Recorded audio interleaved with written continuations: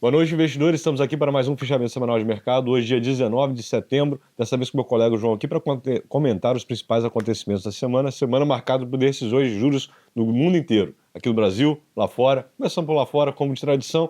Na Inglaterra, a decisão foi manter os juros dos patamares atuais. Decisão amplamente esperada e não fez muito preço. O que fez preço, na verdade, foi a decisão de juros mais aguardada dos últimos tempos do Fed, Banco Central Americano. O FONC, na verdade, o Comitê de Política Monetária Americano, optou por cortar os juros em 0,25%. O corte de juros em 0,25% já era amplamente esperado pelo mercado. Afinal de contas, nos últimos 2 meses saíram vários dados de mercado de trabalho indicando um enfraquecimento bem acentuado até do mercado de trabalho. Lá fora o Fed tem o mandato duplo, né, onde ele tem que controlar tanto a inflação quanto controlar a solidez do mercado de trabalho. E, nas palavras do próprio presidente Powell, essa balança de riscos aqui começou a pesar muito mais para o lado do mercado de trabalho enfraquecendo. Lembrando que a inflação lá nos Estados Unidos permanece alta, acima da meta, e nessa mesma reunião os membros do Fed projetaram para os anos seguintes uma inflação maior do que eles estavam projetando nas decisões anteriores. Ou seja, de fato, se fôssemos levar pelo fundamento da inflação, esse corte de juros não aconteceria e está acontecendo por causa do mercado de trabalho. Importante ressaltar que tivemos um voto divergente onde um novo indicado, que foi indicado pelo presidente Trump, o Steve Miran, ele votou por um corte de 0,5%, divergindo do restante do grupo. Também é importante ressaltar que a mediana dos membros votantes do Fed projeta mais dois cortes de 0,25% para o restante do ano, ou seja, um corte em cada reunião. E como é que o mercado reagiu a isso, João? Bom, diante disso tudo, o mercado já estava esperando essa decisão, como você bem colocou, mas os principais índices reagiram de maneira muito positiva. O S&P vai encerrar a semana com uma alta de pouco mais de 1%, e a Nasdaq aqui, onde concentra um pouco mais de ações de tecnologia, vai superar os 2%. Destaque justamente para algumas empresas do setor de tecnologia, a Apple subindo um pouco mais de 7% na semana, Nvidia performando de maneira muito positiva também, e o principal destaque que fica para a Intel, que subiu cerca de 22% da semana, após um anúncio de um investimento bem relevante por parte da Nvidia, junto com a Intel, para desenvolvimento de chips de inteligência artificial em computadores.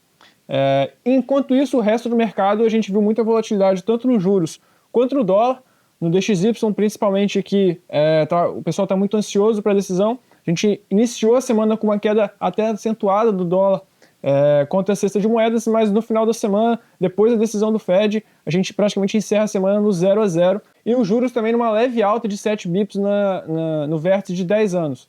Destaque aqui, mais uma semana fica para o ouro, que diante desse cenário dos ativos de risco andando, mais uma semana de performance positiva, subindo mais de 1% na semana e renovando mais uma vez all time high. Aqui no Brasil a gente também teve decisão de juros na quarta-feira, tá? Também era amplamente esperada a decisão pela manutenção no caso do Brasil, mas sem surpresas nenhumas. O que surpreendeu levemente foi o tom do comunicado do Copom a respeito do cenário à frente.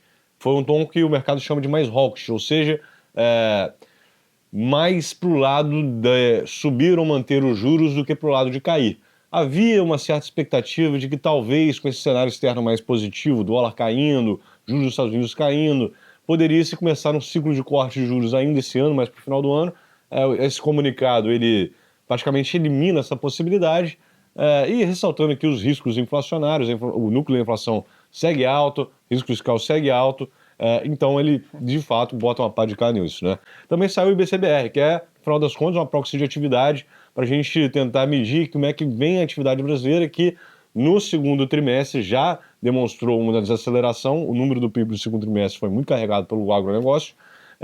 O IBCBR aqui continua indicando uma desaceleração da atividade, o que também já era amplamente esperado. Então, no final das contas, os dados vieram bem em linha com um Copom um pouquinho mais agressivo, mais conservador na política monetária, não é, João? Quando a gente olha a performance interna aqui, impulsionado pelos mercados lá fora que já andaram, praticamente todos os mercados emergentes também subiram e performaram muito bem essa semana. O Ibovespa, que não foge disso, encerra aqui essa semana perto dos 146 mil pontos, com uma alta de mais de 2,5%. Não só o Ibovespa, mas os fundos imobiliários também numa alta de quase 1% na semana, renovando all time high mais uma vez. Mas quando a gente olha para o índice aqui, o destaque bem relevante para três segmentos, bancos, Imob e Icon, praticamente os três subindo mais de 3% na semana, puxando esse índice para cima, e esses setores aqui, principalmente Imob e Icon, mais sensíveis a juros, né?